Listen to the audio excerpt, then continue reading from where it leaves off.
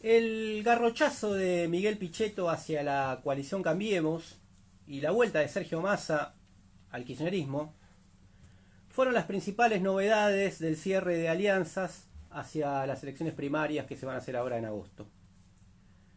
Hoy vamos a intercambiar con politólogos, consultores o especialistas sobre cómo queda configurado el escenario político luego de este cierre. Pero en este espacio quería plantear una cuestión más general sobre cuáles son los condicionamientos o los condicionantes de la mayoría de las fuerzas políticas tradicionales a la hora de armar su oferta electoral o su programa político.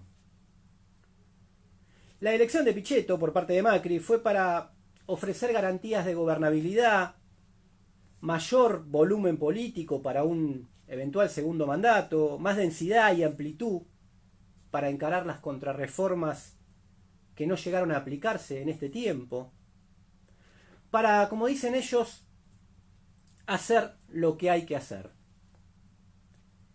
¿Y qué es lo que hay que hacer? Bueno, eso lo está diciendo Pichetto por estos días, que se convirtió en algo así como la voz de los macristas que no tienen voz, o que se habían quedado sin voz.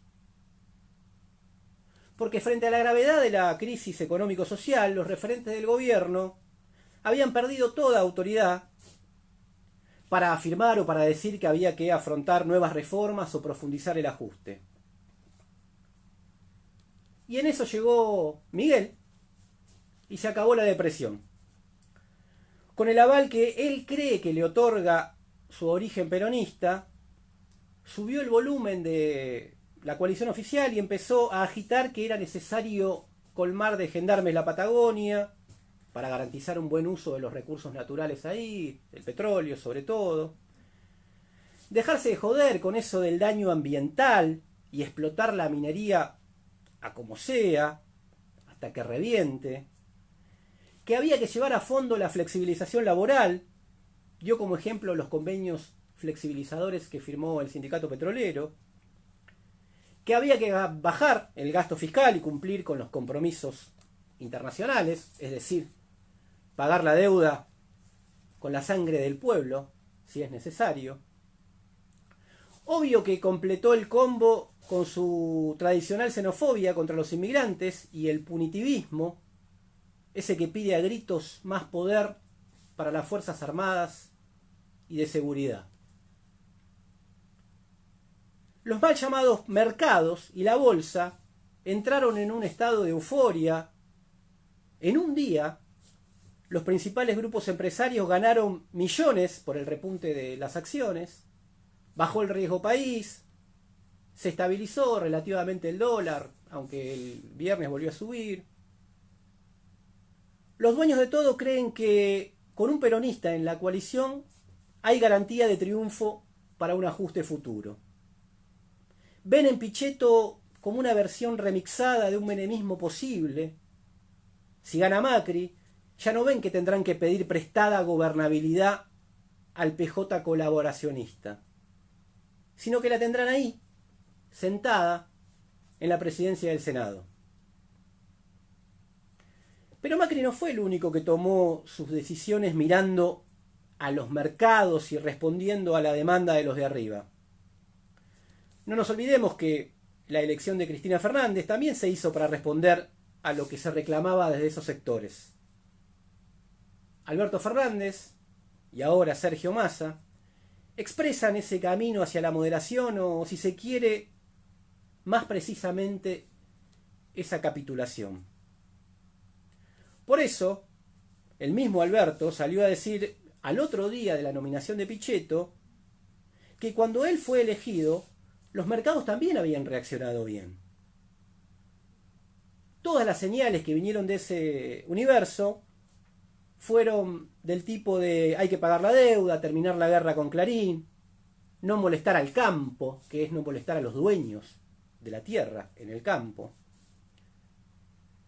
Y si escuchamos a los que son políticamente más correctos, digamos, porque, por ejemplo, si leemos o escuchamos lo que dice Guillermo Nielsen, habla de un ajuste fiscal que podría envidiar cualquier macrista. Solo un troglodita, como Pichetto, puede ver en eso algún tipo de amenaza comunista, como la que dejó desplegar estos días cuando apuntó contra el candidato a gobernador por la provincia de Buenos Aires, Axel Kicillof. Hay algo en estas decisiones que habla un poco de la época, o si se quiere, de las relaciones de fuerza. Un éxito que tuvo la administración de Cambiemos fue lograr que sus presuntos adversarios mantengan controlada la calle, mantengan la paz social. Gran parte de la experiencia de la administración anterior al gobierno de Macri debió convivir con un país contencioso, movilizado. Más allá de la orientación o la voluntad propia, debían tener en cuenta lo que pasaba afuera del palacio. Es más, apostaron a la normalización de la calle, y en esa misma normalización es la que hoy hace que se escuche mucho más fuerte la voz del bandolismo de mercado, antes que los reclamos de las mayorías populares. El famoso país normal es esto que estamos viviendo. Parece que nadie está preocupado porque surja un título que diga euforia entre los trabajadores y el pueblo por tal o cual medida política. Es la democracia a los pies del mercado. Es una clase de democracia o una democracia de clase. La excepción, y hay que decirlo, es el Frente de Izquierda de los Trabajadores, que ahora amplió su unidad prácticamente hacia el conjunto de la fuerza de ese espacio. Le habla a las mayorías y no a los mercados. Y entre los comunicadores siempre hay un coro que ante determinadas propuestas responde: no, no se puede, hay que ir por menos. El macrismo pone al rabioso de Pichetto al frente para ir por todo, y sin embargo los que se llaman opositores y no pocos referentes periodísticos dicen que hay que ir por menos. Sin embargo, cuando la realidad explica nuestro dogma, como se dijo hace tiempo, las cosas se simplifican. Por ejemplo, un día como hoy, ante un apagón nacional vergonzoso, ¿a quién le pueden quedar dudas de que la generación y distribución de energía en manos privadas es un desastre? Y que se impone nacionalizarlas con control de sus propios trabajadores o los usuarios o las mayorías populares. Lo mismo va a suceder mañana con la deuda, porque el no pago no es una decisión, es un destino. Porque lo que hay que desembolsar en los próximos años es simplemente imposible. Claro, algunos se resignan a que se haga bajo las condiciones del fondo y no pensando en los intereses del país. Y así se podría debatir sobre todos y muchos otros grandes problemas nacionales. Sin embargo, acá solo quería dejar planteadas estas reflexiones. No es casualidad que cuando la mayoría está pidiendo la escupidera en el mostrador de los mercados, la misma política adopta una lógica mercantil. El resultado son candidatos que se compran y se venden hasta el último minuto en el mercado de la política. Ante este panorama, un poco decadente, como se decía en alguna campaña, en la vida hay que elegir.